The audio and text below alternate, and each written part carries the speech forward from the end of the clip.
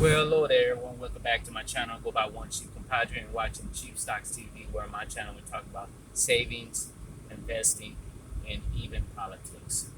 So, they just did a study about individuals going to college, and they found out that those who are minorities who went to college, that education did not close the wealth gap. So, today I'll be talking about what is the real problem. Should you go to school to get an education, or should you not? Or is that the real problem? So,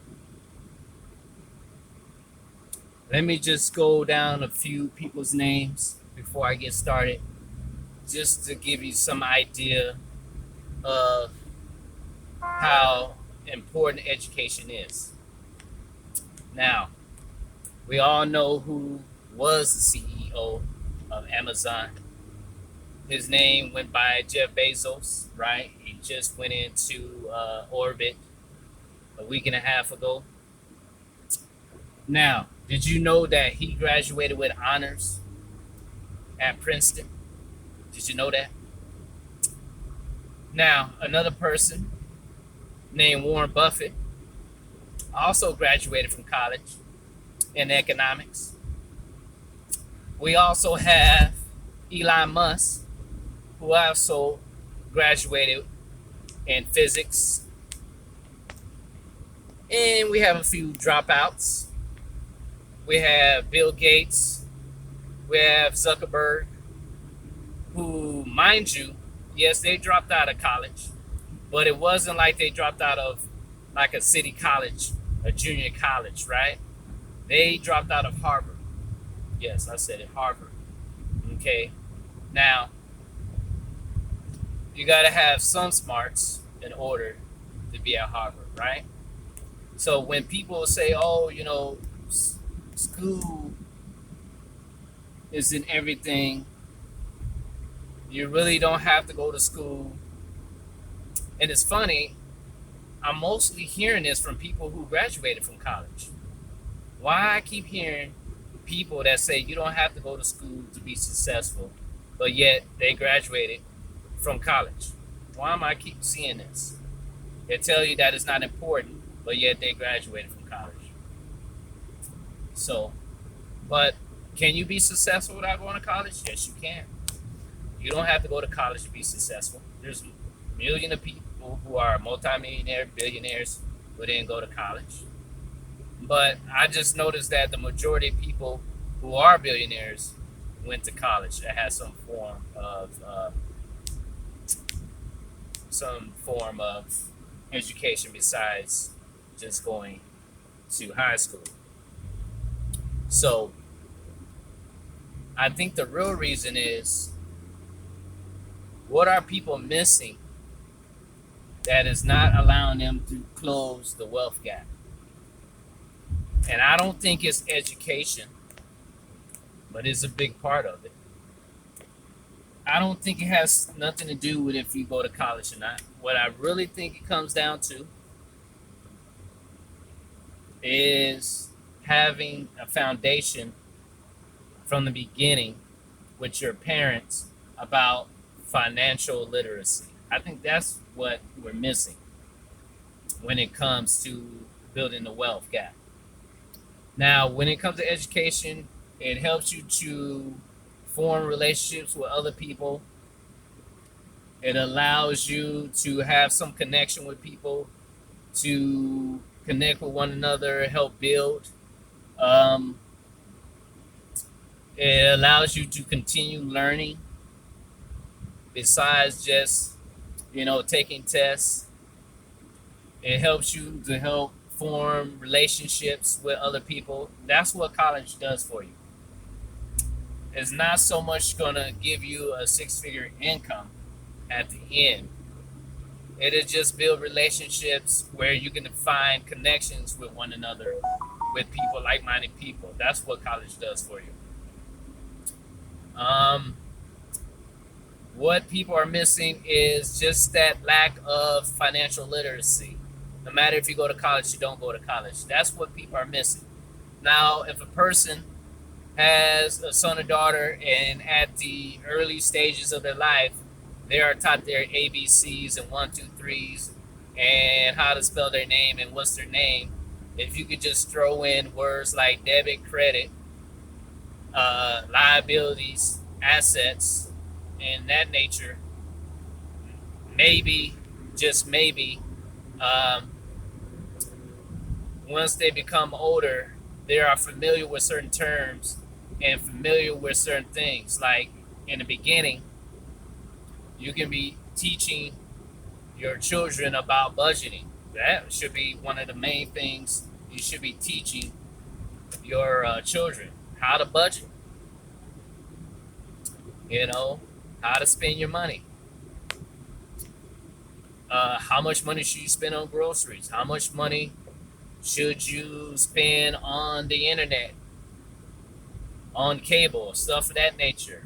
How much car can you afford? Um, should you buy a car that you have to pay off in 5 years, or should you buy a car that you only have to pay in 3 years?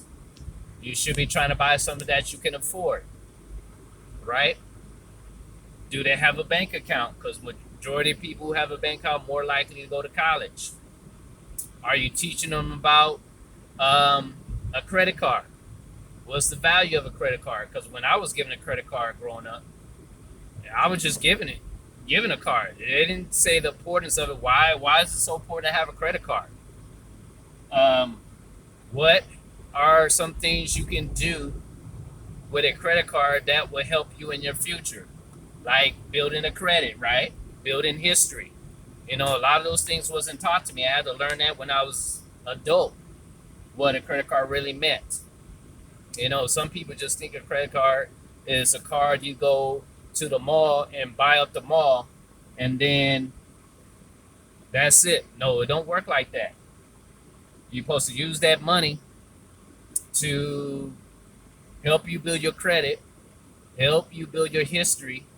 So when you want to buy a car, you get the lowest interest rate. When you want to buy a house, you get the lowest interest rate because they see you're being responsible.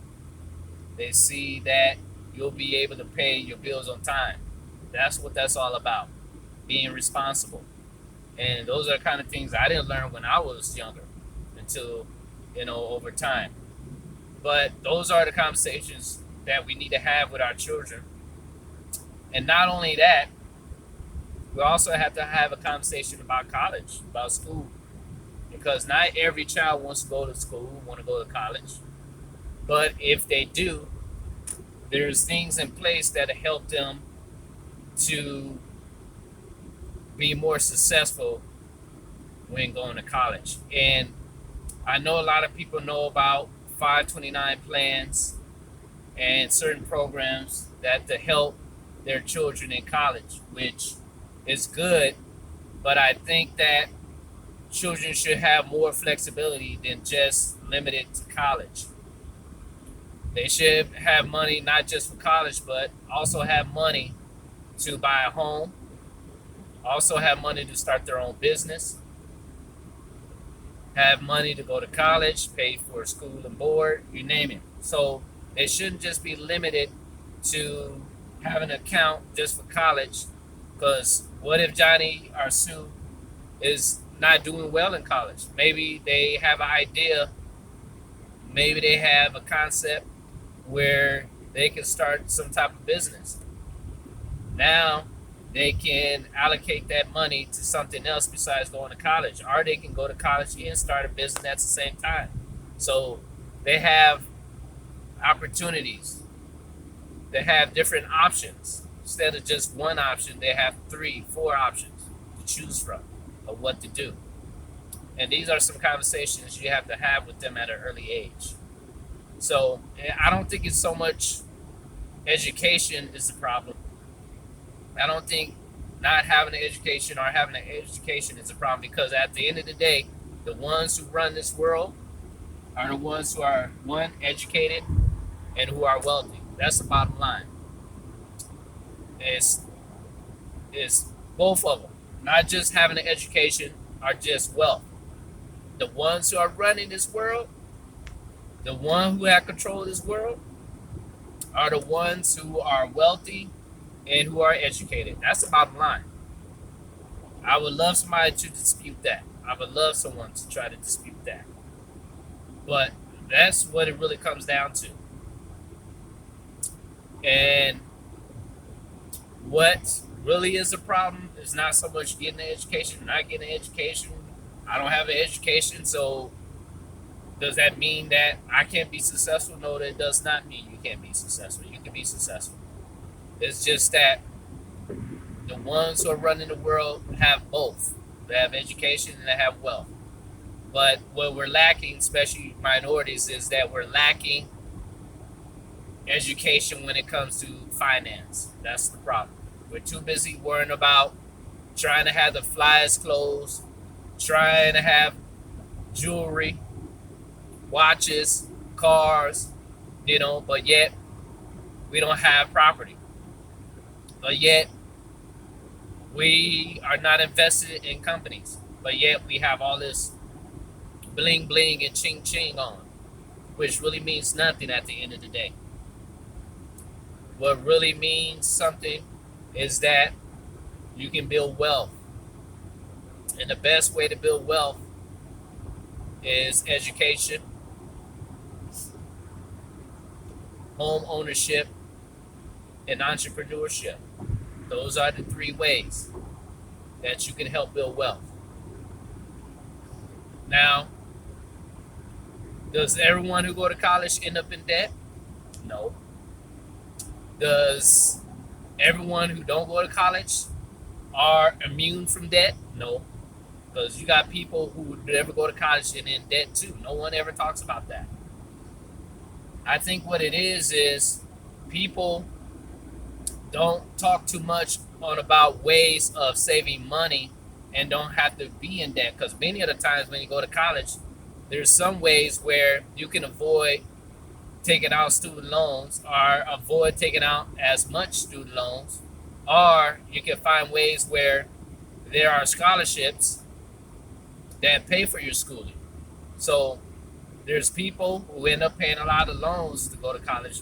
Then there's people who just know how to manipulate the system where they can get free room and board and free college. They just know how to get around things, and they're not letting that information out as much as information is when it comes to getting student loans. Because people know how to get scholarships. They got scholarships for